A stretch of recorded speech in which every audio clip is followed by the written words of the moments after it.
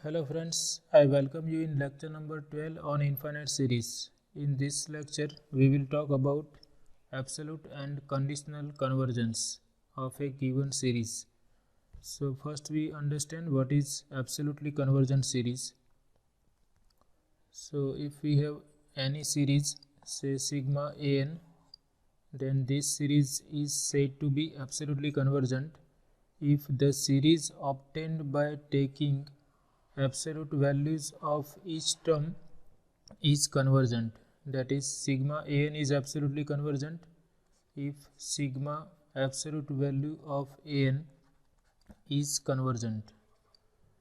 For example, we consider this series sigma minus 1 raised to n minus 1 over n square. So if we want to check absolute convergence, we first find out absolute value of this nth term. So here absolute value of minus 1 raised to n minus 1 is 1, and because n square is positive, its absolute value is n square, and we obtain this sigma 1 by n square, and we know that this series sigma 1 by n square is convergent because it is a p series with p equal to 2 greater than 1. So therefore this series, which is obtained by taking absolute value of each term of given series, is convergent.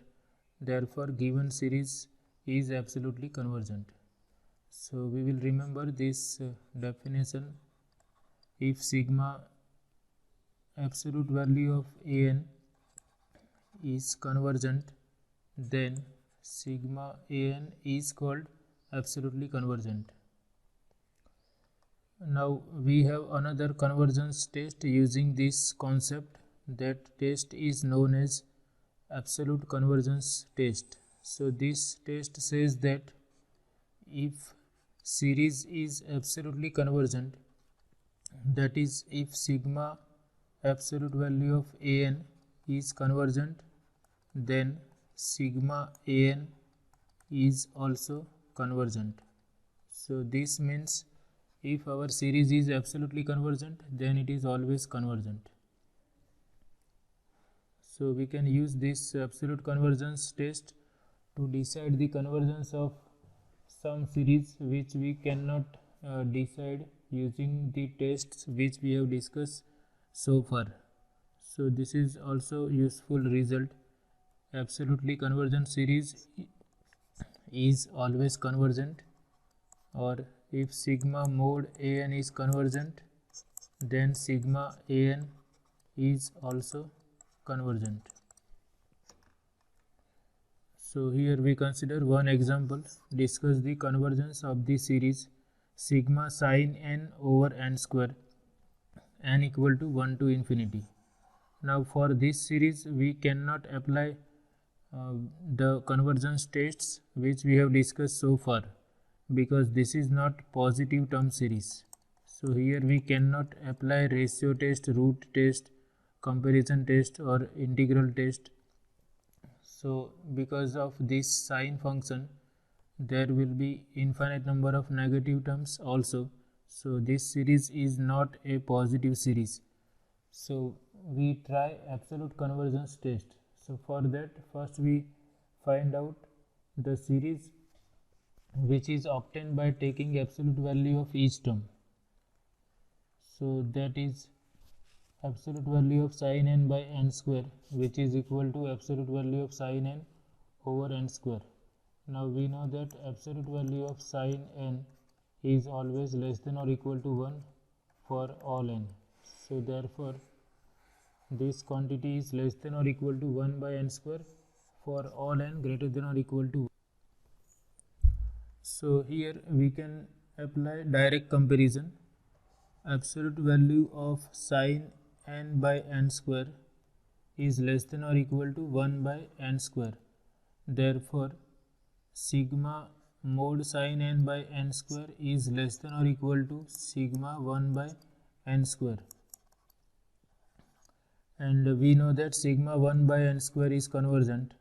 Therefore by direct comparison test, sigma absolute value of sin n by n square, is also convergent, and therefore by absolute convergence test sigma sin n by n square is convergent. So in this way sometimes we can use absolute convergence test to determine the convergence of given series, but be careful, absolute convergence test says that if series is absolutely convergent then series is always convergent, but if series is not absolutely convergent we cannot say that series is divergent. So in that case we have to think for another convergence test, but if series is absolutely convergent then it is always convergent. Another concept is conditional convergence.